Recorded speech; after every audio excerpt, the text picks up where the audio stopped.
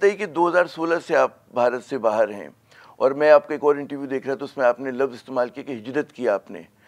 अच्छा, एक ज़माना था कि भारत के बारे में जो तसव्वुर लोग किया करते थे कि जी सेकुलर मुल्क है और वहाँ पे मतलब तमाम माइनॉरिटीज़ को बशमूल अक़लियतों को जो है खुल के रहने की आज़ादी है। अब क्या ट्रांजिशन आ गया कि अक़लियतों पे ज़मीन तंग हो गई। आप जैसा जो मुदब्बिर एक काबिल शख्सियत जिसको तमाम लोग इतना बकौल हिंदू भी आपके पैरोकार हैं, तारीफ़ करते हैं, क्या वजह हुई कि आपको अपना वतन जो है वो छोड़ना पड़ा? और वहाँ पे अब भी जो मैं मुसलमानों को देखता हूँ कि वो जब तक अपनी कहते हैं ना कि डाइल्यूट नहीं करते अपनी पर्सनैलिटी को, अपनी दीन को, उस वक्त तक वो वहाँ पर अपना मकाम नहीं बना सकते।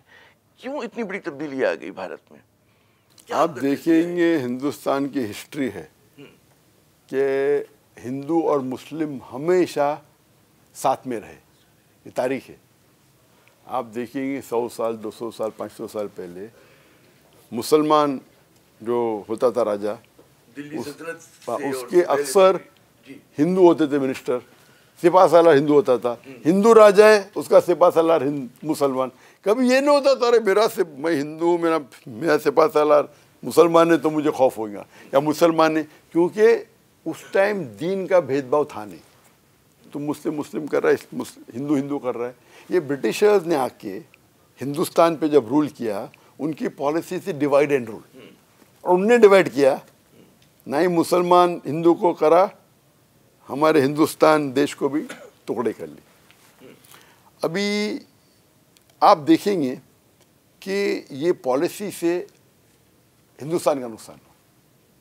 तो हम जब देखते हैं कि हिंदुस्तान में ये रूल है डिवाइड एंड रूल का, ये इस्लाम में नहीं है। इस्लाम में है कि भाईचारा होना चाहिए, तो इस्लाम के खिलाफ है। आप समझे ना, गैर मुस्लिम का भी हक है।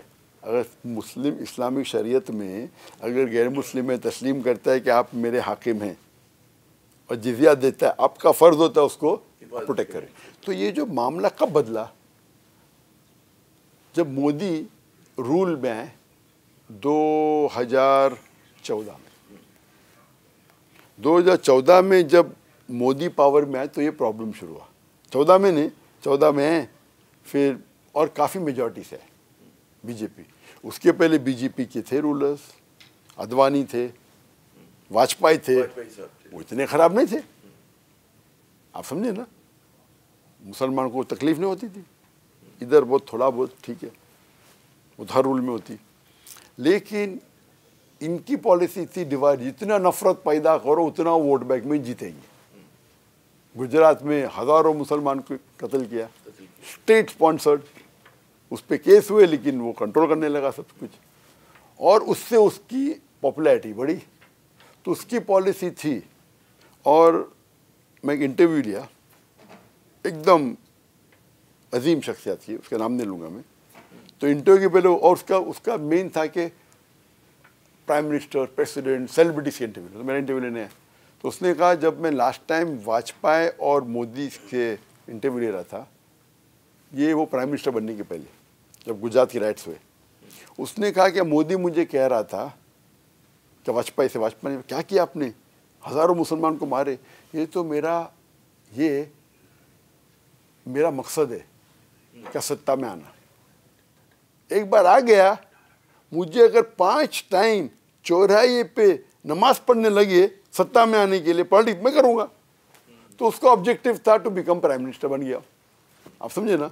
तो उसका मकसद ये नहीं कि उसका स्ट्रैटेजी था मैं हिंदू और मुसलमान में तनाव पैदा करूँगा तो मुझे वोट बैंक ज़्यादा मिलेंगे, उसके लिए वो सक्सेसफुल था।